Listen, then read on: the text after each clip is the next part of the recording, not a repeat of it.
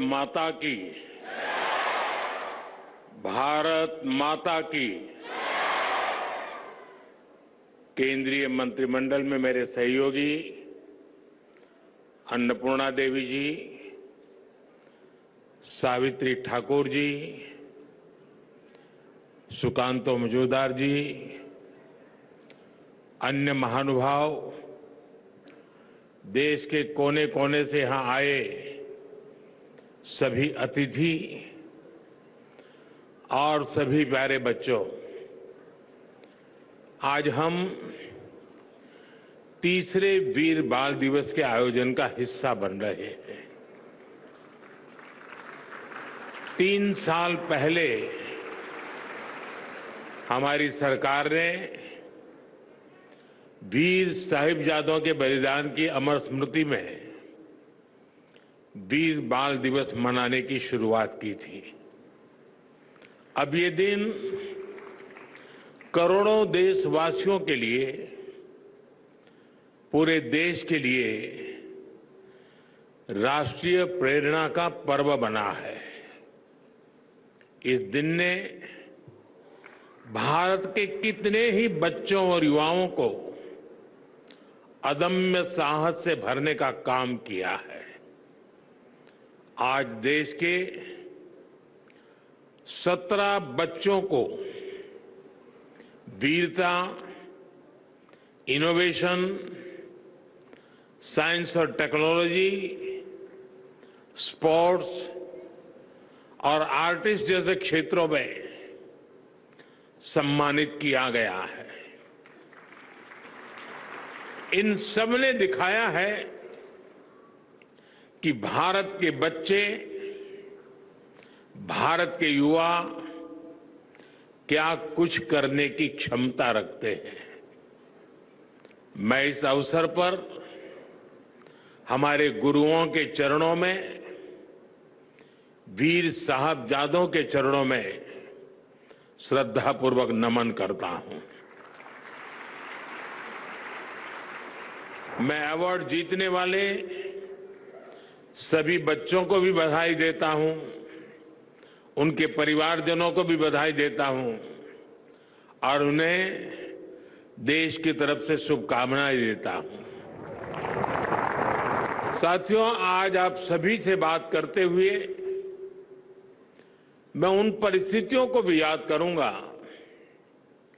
जब वीर साहबजादों ने अपना बलिदान दिया था। ये आज की युवा पीढ़ी के लिए भी जानना उतना ही जरूरी है और इसलिए उन घटनाओं को बार बार याद किया जाना ये भी जरूरी है। 325 साल पहले के वो हालात, 26 दिसंबर का वो दिन जब छोटी सी उम्र में हमारे साहबजादों ने अपने प्राणों की आहुति दे दी। साहिबजादा जोरावर सिंह और साहिबजादा फतेह सिंह की आयु कम थी, लेकिन उनका हौसला आसमान से भी ऊंचा था। साहबजादों ने मुगल सल्तनत के हर लालच को ठुकराया, हर अत्याचार को सहा। जब वजीर खान ने उन्हें दीवार में चुनवाने का आदेश दिया तो साहबजादों ने उसे पूरी वीरता से स्वीकार किया।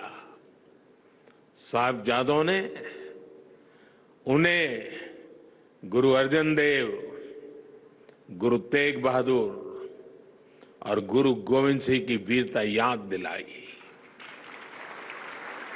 ये वीरता हमारी आस्था का आत्मबल था।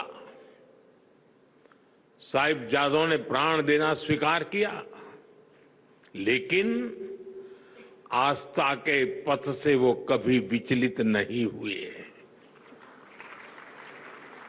वीर बाल दिवस का ये दिन हमें ये सिखाता है कि चाहे कितनी भी विकट स्थितियां आए, कितना भी विपरीत समय क्यों न हो, देश और देश हित से बड़ा कुछ नहीं होता। इसलिए देश के लिए किया गया हर काम वीरता है। देश के लिए जीने वाला हर बच्चा, हर युवा वीर बालक है। साथियों, वीर बाल दिवस का ये वर्ष और भी खास है। ये वर्ष भारतीय गणतंत्र की स्थापना का, हमारे संविधान का 75वां वर्ष है। इस 75वें वर्ष में देश का हर नागरिक वीर साहबजादों से राष्ट्र की एकता, अखंडता के लिए काम करने की प्रेरणा ले रहा है। आज भारत जिस सशक्त लोकतंत्र पर गर्व करता है, उसकी नींव में साहबजादों की वीरता है, उनका बलिदान है। हमारा लोकतंत्र हमें अंत्योदय की प्रेरणा देता है।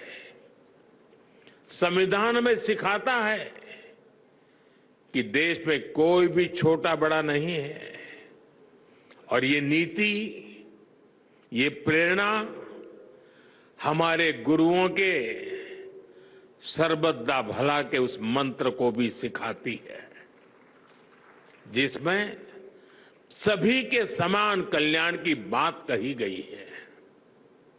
गुरु परंपरा ने हमें सभी को एक समान भाव से देखना सिखाया है, और संविधान भी हमें इसी विचार की प्रेरणा देता है। वीर साहिबजादों का जीवन हमें देश की अखंडता और विचारों से कोई समझौता ना करने की सीख देता है, और संविधान भी हमें भारत की प्रभुता और अखंडता को सर्वोपरि रखने का सिद्धांत देता है। एक तरह से हमारे लोकतंत्र की विराटता में गुरुओं की सीख है, साहिबजादों का त्याग है, और देश की एकता का मूल मंत्र है। साथियों, इतिहास ने और इतिहास से वर्तमान तक भारत की प्रगति में हमेशा युवा ऊर्जा की बहुत बड़ी भूमिका रही है। आजादी की लड़ाई से लेकर के 21वीं सदी के जन आंदोलनों तक भारत के युवा ने हर क्रांति में अपना योगदान दिया है। आप जैसे युवाओं की शक्ति के कारण ही आज पूरा विश्व भारत को आशा और अपेक्षाओं के साथ देख रहा है। आज भारत में स्टार्टअप से साइंस तक, स्पोर्ट्स से एंटरप्रेन्योरशिप तक युवा शक्ति नई क्रांति कर रही है। और इसीलिए हमारी पॉलिसी में भी युवाओं को शक्ति देना सरकार का सबसे बड़ा फोकस है। स्टार्टअप का इकोसिस्टम हो, स्पेस इकोनॉमी का भविष्य हो, स्पोर्ट्स और फिटनेस सेक्टर हो, फिनटेक और मैन्युफैक्चरिंग की इंडस्ट्री हो, स्किल डेवलपमेंट और इंटर्नशिप की योजना हो, सारी नीतियां यूथ सेंट्रिक है, युवा केंद्रीय है, नौजवानों के हित से जुड़ी हुई है। आज देश के विकास से जुड़े हर सेक्टर में नौजवानों को नए मौके मिल रहे हैं। उनकी प्रतिभा को, उनके आत्मबल को सरकार का साथ मिल रहा है। मेरे युवा दोस्तों, आज तेजी से बदलते विश्व में आवश्यकताएं भी नहीं हैं, अपेक्षाएं भी नहीं हैं और भविष्य की दिशाएं भी नहीं हैं। ये युग अब मशीनों से आगे बढ़कर मशीन लर्निंग की दिशा में बढ़ चुका है। सामान्य सॉफ्टवेयर की जगह एआई का उपयोग बढ़ रहा है। हम हर फील्ड में नए चेंजेस और नए चैलेंजेस को महसूस कर सकते हैं। इसलिए हमें हमारे युवाओं को फ्यूचरिस्टिक बनाना होगा। आप देख रहे हैं देश ने इसकी तैयारी कितनी पहले से शुरू कर दी है। हम नई राष्ट्रीय शिक्षा नीति, नेशनल एजुकेशन पॉलिसी लाए। हमने शिक्षा को आधुनिक कलेवर में ढाला, उसे खुला आसमान बनाया। हमारे युवा केवल किताबी ज्ञान तक सीमित न रहे, इसके लिए कई प्रयास किए जा रहे हैं। छोटे बच्चों को इनोवेटिव बनाने के लिए देश में 10,000 से ज्यादा अटल टिंकरिंग लैब शुरू की गई है। हमारे युवाओं को पढ़ाई के साथ साथ अलग अलग क्षेत्रों में व्यावहारिक अवसर मिले।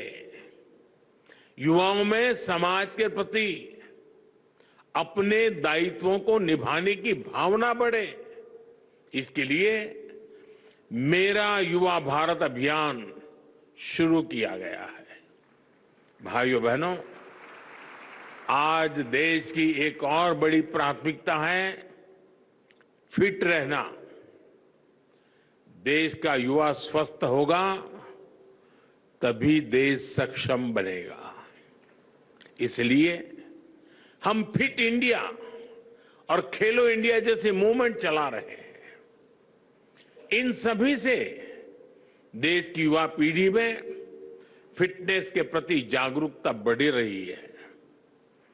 एक स्वस्थ युवा पीढ़ी ही स्वस्थ भारत का निर्माण करेगी। इसी सोच के साथ आज सुपोषित ग्राम पंचायत अभियान की शुरुआत की जा रही है। ये अभियान पूरी तरह से जन भागीदारी से आगे बढ़ेगा।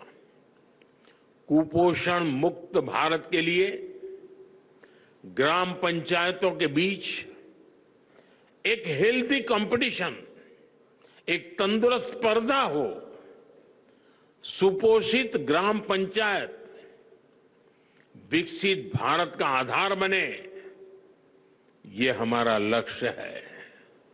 साथियों, वीर बाल दिवस हमें प्रेरणाओं से भरता है और नए संकल्पों के लिए प्रेरित करता है। मैंने लाल किले से कहा है, अब बेस्ट ही हमारा स्टैंडर्ड होना चाहिए। मैं अपनी युवा शक्ति से कहूंगा कि वो जिस सेक्टर में हो उसे बेस्ट बनाने के लिए काम करें।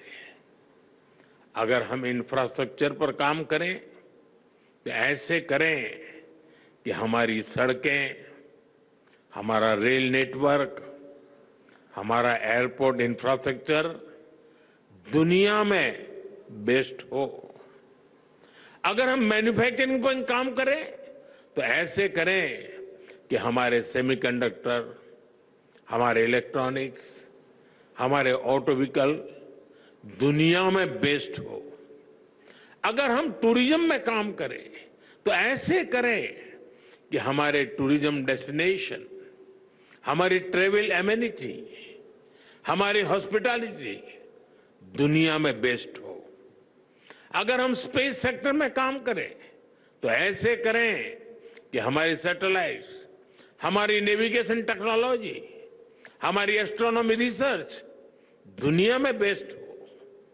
इतने बड़े लक्ष्य तय करने के लिए जो मनोबल चाहिए होता है, उसकी प्रेरणा भी हमें वीर साहबजादों से ही मिलती है। अब बड़े लक्ष्य ही हमारे संकल्प है। देश को अपनी क्षमता पर पूरा भरोसा है। मैं जानता हूं भारत को जो युवा दुनिया की सबसे बड़ी कंपनियों की कमाल संभाल सकता है, भारत का जो युवा अपने इनोवेशन से आधुनिक विश्व को दिशा दे सकता है, जो युवा दुनिया के हर बड़े देश में, हर क्षेत्र में अपना लोहा मनवा सकता है, वो युवा जब उसे आज नए अवसर मिल रहे हैं तो वो अपने देश के लिए क्या कुछ नहीं कर सकता।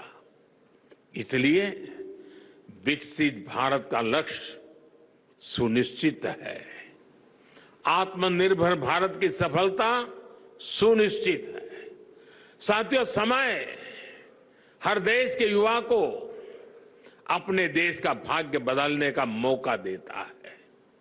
एक ऐसा कालखंड जब देश के युवा अपने साहस से, अपने सामर्थ्य से देश का कायाकल्प कर सकते हैं। देश ने आजादी की लड़ाई के समय देखा है, भारत के युवाओं ने तब विदेशी सत्ता का घमंड तोड़ दिया था। जो लक्ष्य तब के युवाओं ने तय किया, वो उसे प्राप्त करके ही रहे। अब आज के युवाओं के सामने भी विकसित भारत का लक्ष्य है। इस दशक में हमें अगले 25 वर्षों के तेज विकास की नींव रखनी है। इसलिए भारत के युवाओं को ज्यादा से ज्यादा इस समय का लाभ उठाना है। हर सेक्टर में खुद भी आगे बढ़ना है, देश को भी आगे बढ़ाना है। मैंने इसी साल लाल किले की प्राचीर से कहा है, मैं देश में 1 लाख ऐसे युवाओं को राजनीति में लाना चाहता हूं जिसके परिवार का कोई भी सक्रिय राजनीति में न रहा हो। अगले 25 साल के लिए ये शुरुआत बहुत महत्वपूर्ण है।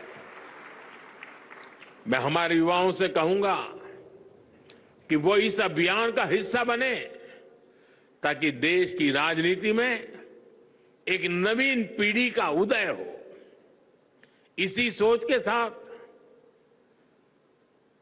अगले साल की शुरुआत में 2025 जनवरी में स्वामी विवेकानंद जी की जयंती के अवसर पर विकसित भारत यंग लीडर्स डायलॉग का आयोजन भी हो रहा है।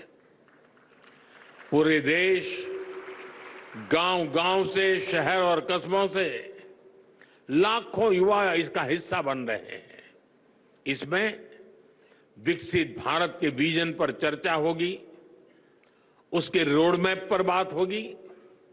साथियों, अमृतकाल के 25 वर्षों के संकल्पों को पूरा करने के लिए ये दशक, अगले 5 वर्ष बहुत अहम होने वाले हैं। इसमें हमें देश की संपूर्ण युवा शक्ति का प्रयोग करना है। मुझे विश्वास है आप सब दोस्तों का साथ, आपका सहयोग और आपकी ऊर्जा भारत को असीम ऊंचाइयों पर लेकर जाएगी। इसी संकल्प के साथ मैं एक बार फिर हमारे गुरुओं को, वीर साहबजादों को, माता गुजरी को श्रद्धापूर्वक सर झुका करके प्रणाम करता हूं। आप सबका बहुत बहुत धन्यवाद। माननीय प्रधानमंत्री महोदय से अनुरोध है कि वे कृपया मंच पर ही रुकें और यहीं से